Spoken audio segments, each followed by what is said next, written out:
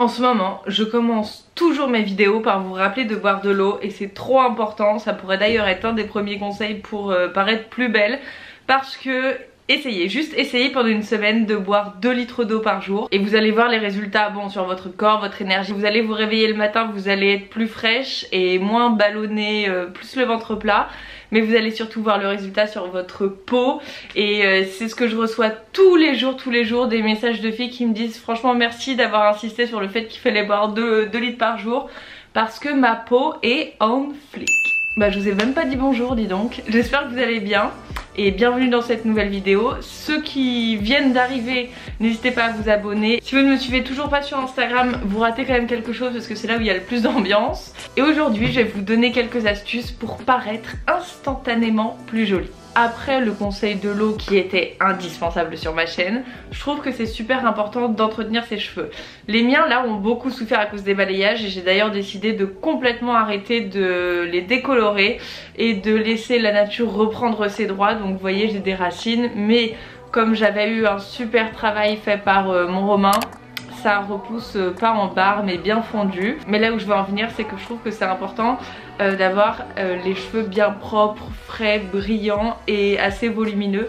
Vous savez tous, si vous me suivez depuis le début en fait, que mon arme secrète c'est le shampoing sec. Ça c'est vraiment mon allié de tous les jours, enfin pas tous les jours, ça permet justement d'espacer les shampoings, de les retarder d'1 ou 2 jours. Le problème que j'avais avec les shampoings secs, c'est que ça desséchait complètement les cheveux. Et pour cette vidéo, je suis en partenariat avec Baptiste pour justement répondre au problème des shampoings secs qui assèchent les cheveux et pour vous présenter du coup le nouveau Baptiste Hydrate qui a une formule à base d'huile d'avocat qui va complètement hydrater les cheveux. Donc en plus d'espacer les shampoings, de rendre vos cheveux frais avec du volume etc, ça ne les abîme pas vu que maintenant ça agit comme un soin en les hydratant, donc c'est super.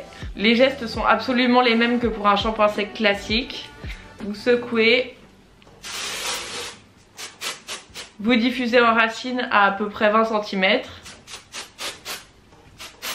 vous attendez, vous massez. C'est ça qui va donner du volume aussi. Et vous brossez ou non, moi j'aime bien les laisser comme ça. En tout cas merci beaucoup à Baptiste d'avoir sponsorisé cette vidéo et de m'avoir fait découvrir ce shampoing sec. Deuxième astuce les amis, le recourbe-cils. Mais quelle innovation ce truc. Alors vous voyez, je vous mens pas, mes cils de base sont vraiment très droits et sans courbe. On va faire des petites pressions à la racine et on va venir tout doucement remonter. Ça c'est vraiment indispensable et vraiment ça vous permet de faker 10 heures de sommeil en quelques secondes, quelques clips. Ça vous ouvre le regard, c'est trop beau, je pourrais absolument pas m'en passer. Autant je peux sortir sans mascara, sans fard à paupières, sans crayon, sans ce que vous voulez. Mais il faut absolument que j'ai au moins les cils recourbés. Regardez un peu. Là je pense que vous voyez bien que mes cils sont super recourbés, super longs. J'adore et j'ai d'ailleurs fait une vidéo que je vous mets juste ici ou ici, je sais plus, sur ma technique pour mes cils super longs et déployés etc dans le petit i. Astuce suivante super importante aussi pour affirmer le regard, c'est de redessiner ses sourcils et de les fixer. Et j'insiste sur la deuxième étape parce que je trouve que c'est ça qui fait tout, vraiment d'avoir les sourcils bien disposés dans un sens comme ça.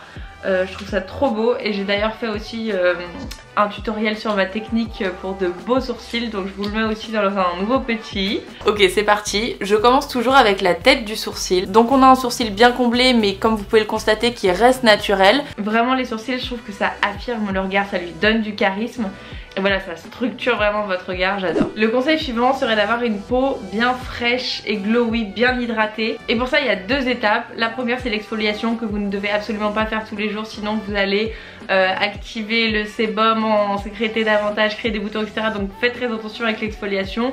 Mais elle est quand même nécessaire, je dirais, 1 fois par semaine et de préférence chimique plutôt que physique. Donc évitez tout ce qui est produit à base de grains. Mais voilà, vous devez quand même exfolier 1 fois par semaine pour permettre d'enlever les cellules mortes et à la peau de se renouveler plus facilement.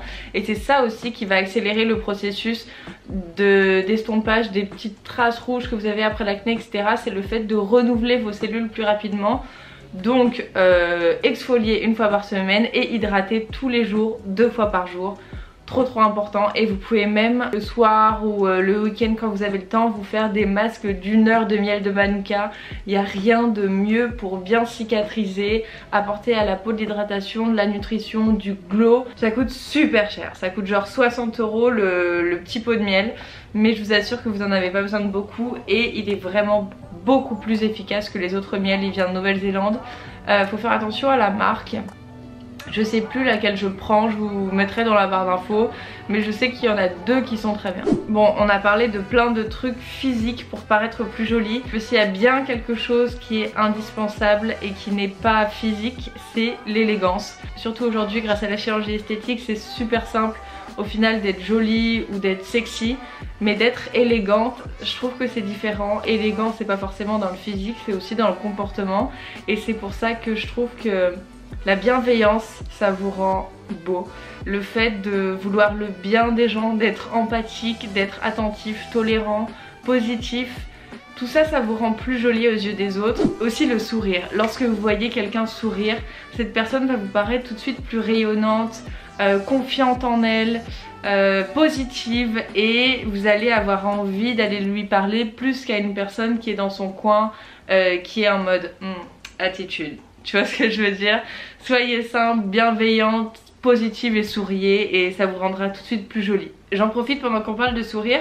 Tout le monde me demande tous les jours ce que je fais à mes dents, si j'ai déjà fait un blanchiment dentaire, etc. Mais non, la réponse est non, j'ai jamais rien fait et je bois du café. Mais justement, ce que je voulais vous conseiller, si vous buvez du café ou du thé, essayez de le faire avec une paille parce que ça jaunit énormément les dents. Ou essayez de vous brosser les dents tout de suite après. La cigarette, ça jaunit les dents également. Et je sais pas, si vous avez des recommandations pour des kits ou des trucs de blanchiment dentaire, n'hésitez pas à les laisser en commentaire parce que du coup j'en ai aucune idée. Mais ce que je pourrais vous conseiller maintenant, c'est de, si vous êtes fatigué, mettez l'accent sur la bouche, un beau rouge à lèvres rouge, comme ça les gens vont pas regarder vos yeux, vos cernes, vous savez vos petits yeux rouges là du lendemain de soirée, ils vont pas voir ça, ils vont être focus sur vos belles dents blanches et votre rouge à lèvres rouge ou rose ou peu importe. Vous paraîtrez tout de suite plus réveillé.